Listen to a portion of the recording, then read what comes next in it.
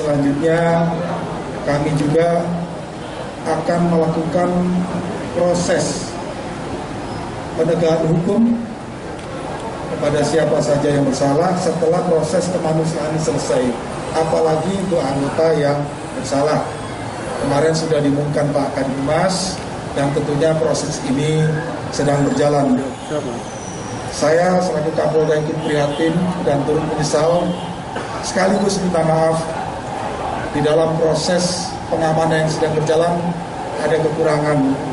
Ke depan kami akan mengevaluasi bersama-sama dengan panitia pelaksana, kemudian dengan Presiden Liga dan PSSI, sehingga harapannya pertandingan sepak bola ke depan, pertandingan sepak bola yang aman, nyaman, dan bisa menggerakkan ekonomi. Dan yang paling terakhir, kami mohon doa, semoga semua permasalahan ini bisa kita selesaikan bersama-sama. Ini kota kita, ini tempat kita bersama, satu rumah. Ada permasalahan, saya yakin bisa diselesaikan oleh orang yang tinggal di rumah tersebut. Kita semua bersaudara, langkah-langkah ini pasti membawa hal yang positif.